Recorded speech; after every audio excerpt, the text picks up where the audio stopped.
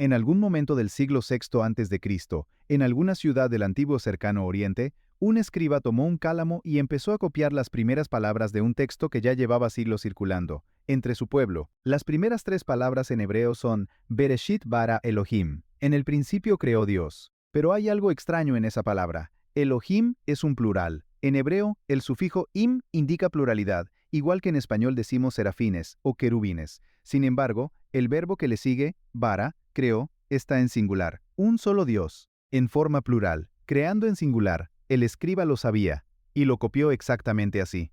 Si este vídeo te fue útil, suscríbete al canal, y si conoces a alguien que alguna vez te preguntó qué es la Trinidad, comparte este video con esa persona. Es exactamente para eso que está hecho. En el próximo video vamos a explorar otra de las grandes preguntas bíblicas. La diferencia entre el Antiguo Pacto y el Nuevo Pacto, y por qué esa diferencia lo cambia todo en la manera de leer la Biblia. No te lo pierdas. Te tenemos en nuestras oraciones. Dios te bendiga. Si este tipo de contenido te ayuda a entender la Biblia de otra manera, suscríbete y dale like ahora. No cuesta nada y me ayuda a seguir haciendo esto. Seguimos. Génesis 1, versículo 1. En el principio creó Dios los cielos y la tierra. Primer versículo, primera sorpresa. Elohim, plural, con verbo singular. El hebreo permite eso, pero es llamativo. 3 versículos más adelante aparece el Espíritu de Dios, Ruach Elohim, moviéndose sobre las aguas. Y la creación ocurre cuando Dios habla. Sea la luz. Su palabra es el agente de la creación. Dios, su espíritu, su palabra. Los tres presentes en los primeros 3 versículos de toda la Biblia. Más adelante, en Génesis 1, versículo 26, Dios dice algo todavía más extraño. Hagamos al hombre a nuestra imagen, conforme a nuestra semejanza. Hagamos nuestra. Plural. ¿A quién le está hablando Dios? No hay nadie más presente en la narrativa. La creación no ha sido terminada. Los ángeles no han aparecido en el texto. Los rabinos debatieron este versículo durante siglos. Algunos dijeron que Dios hablaba con la tierra, de la cual iba a tomar el polvo. Otros dijeron que era un plural de majestad, como cuando los reyes dicen nosotros decretamos. Pero la explicación no satisfacía del todo. El texto dice, nuestra imagen, y el hombre fue creado a la imagen de Dios, singular. Pasamos a Génesis 18. Abraham está sentado a la entrada de su tienda al mediodía, en el calor de Mambré, y el texto dice, le apareció Jehová, el Señor mismo se le apareció. Y entonces Abraham levantó los ojos y vio a 3 varones, 3 figuras. Pero el texto las trata como una sola presencia divina. Abraham les habla en singular y en plural, de forma intercambiable. Les lava los pies. Les prepara una comida. Y una de ellas, o las 3 juntas, le promete un hijo. La tradición judía y la cristiana leyeron esta escena como una teofanía, una aparición de Dios. El pintor Andrei Rublev, en el siglo XV, la inmortalizó en el ícono que se convertiría en la representación visual más famosa de la Trinidad. 3 figuras sentadas en torno a una mesa, con una copa en el centro. Llegamos al profeta Isaías, capítulo 48, versículo 16. Este versículo es quizás el más directo de todo el Antiguo Testamento. Dios está hablando, y dice, acercaos a mí, oíd esto. Y ahora me envió el Señor Jehová y su Espíritu. Está hablando el Mesías, el enviado, y menciona al que lo envió, el Señor. Y menciona al que lo acompaña, su Espíritu. 3 en un solo versículo, antes de que llegara el Nuevo Testamento. El Antiguo Testamento no explica la Trinidad, la insinúa, como si el texto estuviera dejando pistas que solo cobrarían sentido siglos después, cuando llegara el momento en que las 3 personas se revelaran juntas, en el mismo lugar, al mismo tiempo. Es el año 28 de nuestra era, el río Jordán. Una multitud se ha reunido para escuchar a un predicador extraño que come langostas y miel silvestre, y anuncia el fin de una era. Juan el Bautista. Y entre la multitud aparece un hombre de Nazaret, Jesús. Juan lo sumerge en las aguas, y cuando Jesús emerge, Mateo 3, versículos 16 y 17, dice esto: el cielo se abrió, y vio al Espíritu de Dios que descendía como paloma, y venía sobre él. Y hubo una voz del cielo que decía, este es mi Hijo amado, en quien tengo complacencia. En un solo momento, en un solo lugar geográfico, las 3 personas de la Trinidad se manifiestan de forma simultánea y distinguible. El Hijo sale del agua, el Espíritu desciende como paloma, el Padre habla desde el cielo. No es una sucesión, no es una transformación. Son 3 presencias distintas al mismo tiempo, en el mismo espacio. Décadas más tarde, el apóstol Juan abrirá su evangelio con las palabras que cambiarán para siempre la comprensión de quién es Jesús. Juan 1, versículo 1. En el principio era el Verbo, y el Verbo era con Dios, y el Verbo era Dios. El verbo logos en griego era con Dios, y al mismo tiempo era Dios, distinto del Padre pero igual en naturaleza, y el versículo 14 dice que ese verbo se hizo carne, no creado, no subordinado, de la misma naturaleza que el Padre. Y la noche antes de su crucifixión, Juan 14, versículo 16, Jesús dice algo que completa el cuadro. Yo le rogaré al Padre, y Él les dará otro consolador, para que esté con vosotros para siempre, el Espíritu de verdad.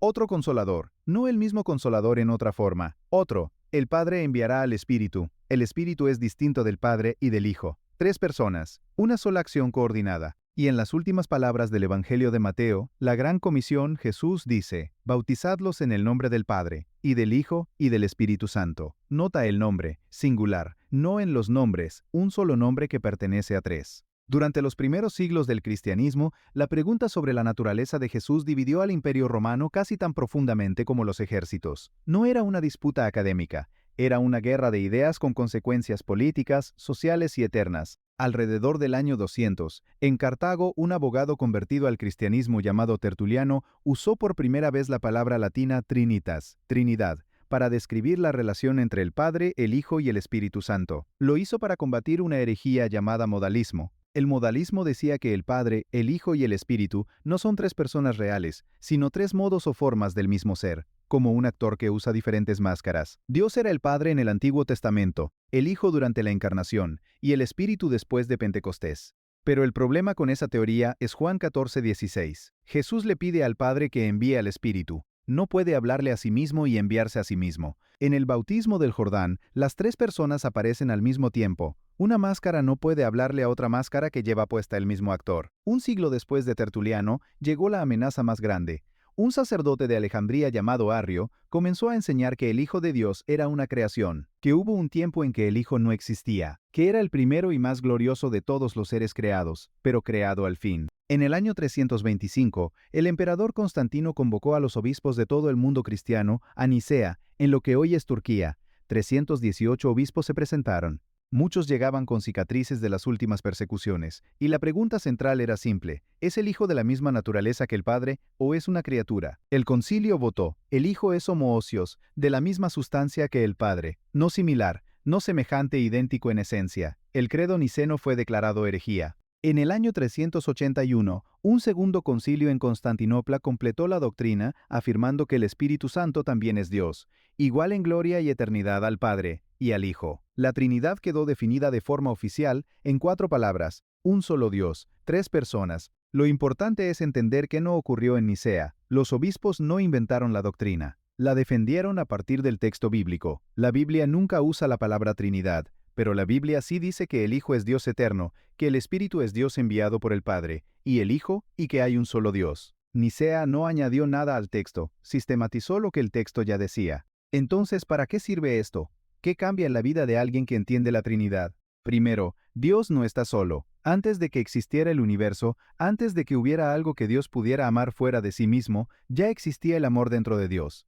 El Padre amaba al Hijo, el Hijo amaba al Padre. El Espíritu era el vínculo de ese amor. La creación no fue un acto de un Dios solitario que necesitaba compañía. Fue un acto de un Dios que ya era plenamente relacional, que desbordaba amor hacia afuera. Segundo, cuando Jesús ora, no está hablando consigo mismo. Cuando el Espíritu intercede por nosotros, hay alguien que escucha. La Trinidad hace que la oración sea una conversación real dentro de la vida de Dios, en la que los creyentes son invitados a participar. Tercero, el bautismo de Jesús en el Jordán es la imagen más completa que tenemos de cómo funciona nuestra salvación. El Padre ama al Hijo y lo envía. El Hijo obedece y muere y resucita. El Espíritu confirma, sella, da vida. La salvación no es un acto solitario, es la acción coordinada de las 3 personas de la Trinidad, cada una con su rol en favor del ser humano. Y cuarto, la Trinidad es el fundamento de por qué el cristianismo no es solo un código moral ni una filosofía de vida, es una relación. El Dios que se revela en la Biblia no es un principio abstracto ni una energía universal, es un ser personal que habla, que ama, que actúa, que sufre, que resucita y que invita a los seres humanos a participar en su vida. 50 días después de la resurrección de Jesús, los discípulos estaban reunidos en Jerusalén para la fiesta de Pentecostés. Hechos 2, versículo 1 en adelante. De repente vino del cielo un estruendo como de un viento recio que soplaba, el cual llenó toda la casa donde estaban. Y se les aparecieron lenguas repartidas, como de fuego, asentándose sobre cada uno de ellos. Y todos fueron llenos del Espíritu Santo. El Espíritu Santo no es una fuerza ni una energía, es una persona. El texto dice que llena, que habla, que intercede, que puede ser entristecido, que puede ser apagado, Esos son verbos de persona, no de influencia. Y esa misma mañana, Pedro, el mismo hombre que horas antes de la crucifixión, negó 3 veces conocer a Jesús, se pone de pie ante miles de personas y predica. Algo lo había transformado completamente. Juan 14, versículo 17. El Espíritu de verdad mora con vosotros, y estará en vosotros. Gente de 15 regiones distintas del mundo antiguo escuchó a los discípulos galileos hablar en sus propias lenguas. El Espíritu no llegó para quedarse en un lugar o en una persona. Llegó para habitar en cada creyente. Ese es el tercer miembro de la Trinidad, no un añadido posterior, sino la presencia continua de Dios en el mundo después de la ascensión de Jesús. Antes de terminar el recorrido bíblico, es justo abordar las preguntas que muchos traen, porque la Trinidad genera objeciones genuinas, y la Biblia tiene respuestas genuinas. La primera objeción: la Trinidad contradice el monoteísmo. Deuteronomio 6:4 dice que Dios es uno. Esto es real. El Shema israelita, escucha Israel, el Señor nuestro Dios, el Señor uno es el corazón del monoteísmo hebreo, y la doctrina de la Trinidad afirma exactamente lo mismo: hay un solo Dios. Pero la palabra hebrea que se usa para uno en ese versículo es echad, que en el Antiguo Testamento también describe unidades compuestas. En Génesis 2, versículo 24, el hombre y la mujer se hacen una sola carne, echad, dos personas, una unidad.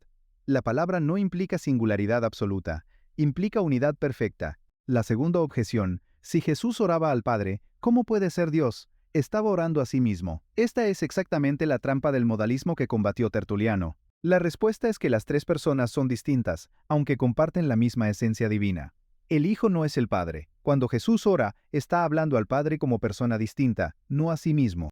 Juan 17, la oración sacerdotal de Jesús, es el texto más largo que registra las palabras de Jesús en oración al Padre. Padre, la hora ha llegado, glorifica a tu Hijo, para que también tu Hijo te glorifique a ti. No es un monólogo, es una conversación, dos personas distintas, en amor perfecto. La tercera objeción es más personal. Es demasiado complicado para creerlo sin entenderlo completamente. Y aquí hay que ser honesto. La Trinidad es un misterio, no en el sentido de que sea irracional, sino en el sentido de que excede la capacidad de comprensión total de cualquier mente creada. Pero no entender completamente algo no significa que ese algo no sea real. Nadie entiende completamente la conciencia humana, ni la naturaleza del tiempo, ni por qué existe algo en lugar de nada. Los misterios más reales de la existencia son exactamente los que más resisten la comprensión total. El hecho de que la Trinidad sea difícil de comprender no es evidencia en su contra, es consistente con la naturaleza de un Dios infinito que se revela a mentes finitas. Lo que más me llama la atención de todo esto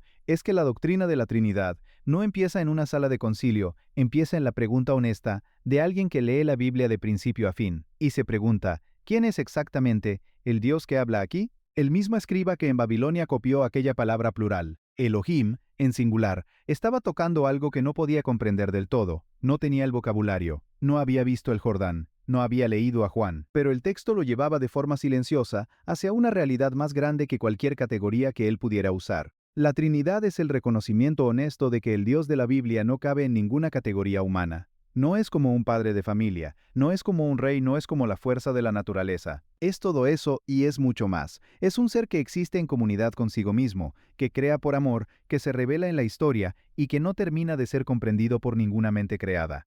El teólogo Agustín de Hipona, en el siglo V, escribió 15 libros sobre la Trinidad, y al final de su vida, según la tradición, caminaba por la orilla del mar intentando encontrar una analogía que lo ayudara a explicarla. Y vio a un niño tratando de vaciar el mar con una concha, y se dio cuenta de que eso era exactamente lo que él había estado haciendo. No se puede vaciar el mar con una concha, y no se puede contener a Dios en una categoría humana, pero se puede entrar al mar, se puede conocerlo, se puede nadar en él. Eso es lo que la Trinidad ofrece, no una invitación a conocer a un Dios que es más grande de lo que cualquier mente puede imaginar, pero que se hizo pequeño en el Jordán, para que pudiéramos reconocerlo. La pregunta que vamos a responder hoy es una de las más formuladas en la historia del cristianismo. ¿Qué es la Trinidad? Y la respuesta empieza con un problema que muchos sienten pero pocos pueden articular. La palabra Trinidad no aparece en ningún versículo de la Biblia, ni en el Antiguo Testamento, ni en el Nuevo, en ninguna traducción, en ningún idioma original. Y sin embargo, la doctrina de la Trinidad es la columna vertebral de la fe cristiana desde el siglo I. Casi todas las iglesias del mundo, católicas, protestantes, ortodoxas, evangélicas, la afirman. 2000 años de teólogos la han defendido. ¿Cómo puede ser tan central algo que la Biblia nunca nombra directamente? La respuesta es que la doctrina no viene de una sola frase, sino del patrón completo del texto sagrado. La Trinidad no es una conclusión apresurada, es el resultado de leer la Biblia entera y preguntarse quién es exactamente este Dios que habla y actúa en estas páginas. Para entenderla, tenemos que empezar donde siempre hay que empezar, en el principio.